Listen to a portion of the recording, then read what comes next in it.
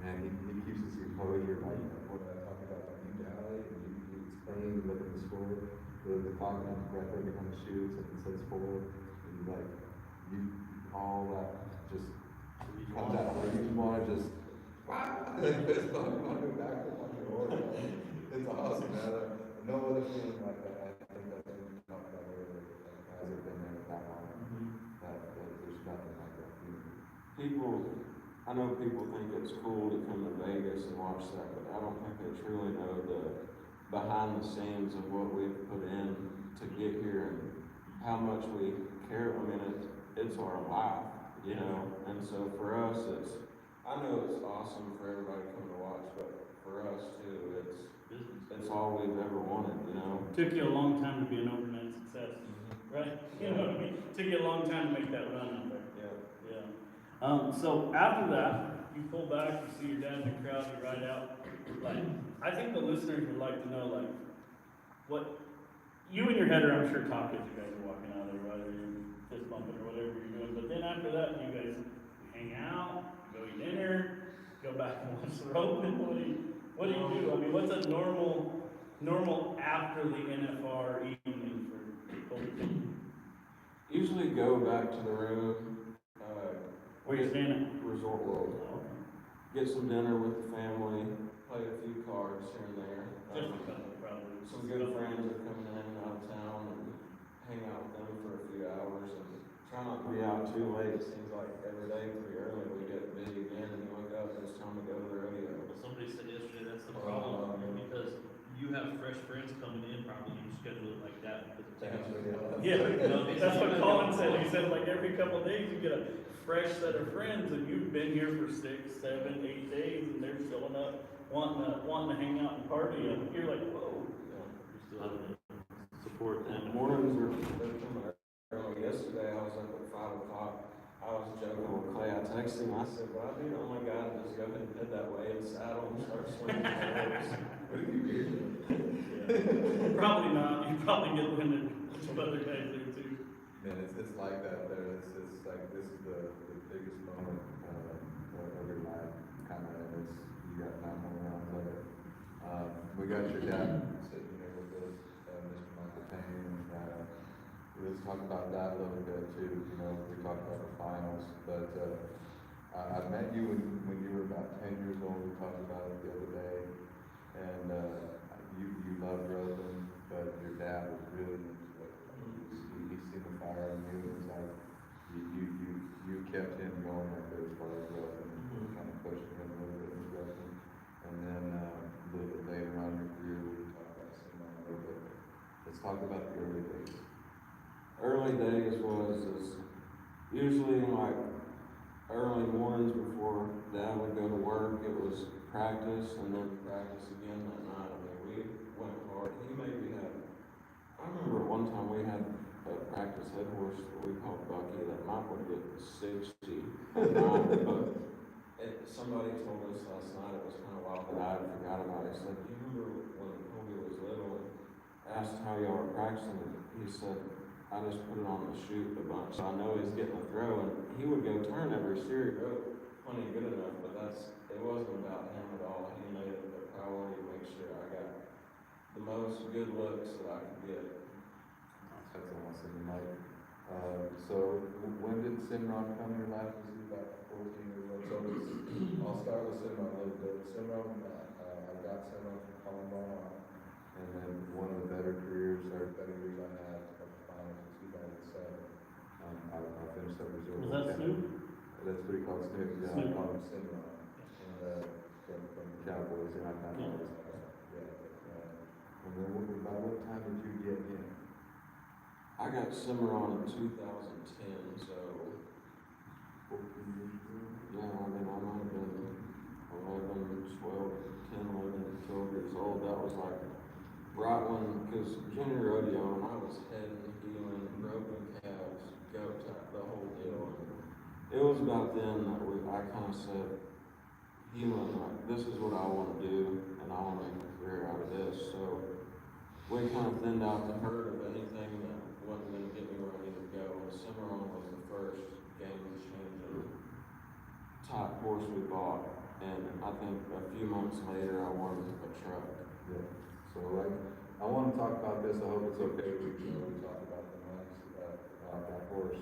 You bought that horse for $50,000, right? And your dad called me and talked to me about that. He says, you know, is it a lot of money to be spent for my 12-year-old kid to be going to these road? Yeah, that would be any parent's question, Right. right? He called me, wanted to know how the horse was, saved, and all that stuff, because you got another horse with Patrick Smith as well, you have a line of heel horses right there, so they're top dollar heel horses.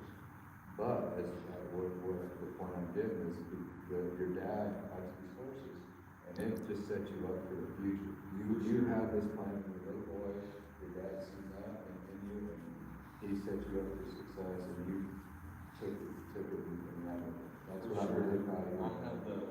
I had the best chance right there, and I really feel like you have horses, even some of our good horses today, like, you have horses that at certain times feel really good, like when you're on with them, it's great, or not. And Cimarron was that horse that if you're in a slump, like, he's gonna take you back and get you kissing 2 feet again.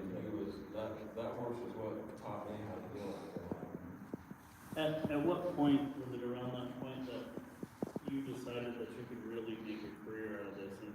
And how does it make you feel now that you come to the lights of Vegas? Even when Caesar was here, it's got to be so much different than when you were here. I mean, we walk through this Cowboy Christmas and they're just tripping over themselves to spend money at these booths, and they want to get your autograph. And at what point in your life were you pretty confident in, I can make a living doing this, you know, I can make a career out of this? Really, Right about that time, About when he was a 14. little kid, I mean, when he was a little boy, man, I I went to his knew house that. and seen him, it was like that. I knew that I was gonna have a chance because we were pretty all in, like, this is what we wanna do, and I would say but it was a stepping stone type deal for me. I know when I turned 18, I thought, here it is, like, I'm ready to go, and I got beat down, you know. Man, you gotta put in your It dues. took, there's so much more that goes into it than just healing steers, and then the different thing too is when you get out there in the summer, and it's taken me time to get better. I'm not saying I'm perfect at it, but I've gotten better as there is no missing one and running back to the house and changing things, you know, like you might miss 4 in a row for first. It happens to everyone, you know, it may not be the best look. Something happens, you mess up a few. And I think a lot of us, I for sure haven't been guilty of wanting to just change everything. You're like, I need to swing like this, I need to, you know, and that's It's change horses. roads, borrow a horse. I've got 40 horses in the trailer, I can borrow something. But that's where you go when you're out there mentally. I think the experience has come with trust in the work that we put in at home, and yeah, I've had better luck going about it like that. How much do you still practice at home, or just practice in general? I'm roping every day.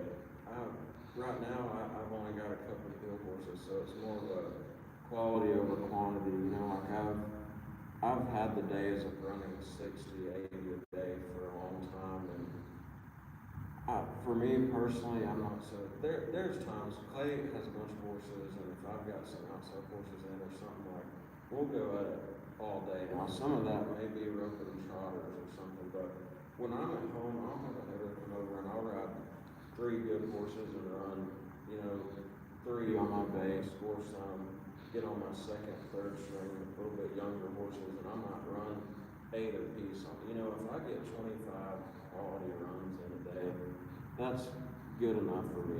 You know, You've been after horses too, you know, like I followed your career real close, and like, I've seen all these horses you brought up, and it's young horses too, you're after the next horse, I know this horse is gonna be too big for a little while, but, I mean, you brought in enough to know their knees give out, their ankles, you know, they're just horses, so you can always count on them so hard at the road when they give it up, so you're after the next horse. I call them more horses. To be out here at the rodeo, to be in the building like you talked about, you walking around with this sucker is fired up, and then when he hits the back of the box, he knew exactly where he was. He almost probably calmed you down. Yeah. right? Like it's Yeah. backing in there. There's Yeah. nothing worse than in that place of all places, but being in there and having to worry about anything for one, but more or less like what your horse is doing, because it's so important. I'm learning, like Rich Skelton, he calls me a lot, and like that's kind of my guy, you know. Like I like his thoughts on healing. He said, I'm telling you, no matter how strong you practice, he said, there's not a rodeo that they get out of the gates faster. No way. I sent him my videos from the break-in. He called me and said, hey, looks good. He said, but I'm telling you, do not underestimate Be this. as fast He as said, you can. you get going. He said, if you get going, everything's gonna be good, but. Your horse will rage if you leave a little bit early, Yeah. you see the trees, he's gonna rage, but leaving them back to the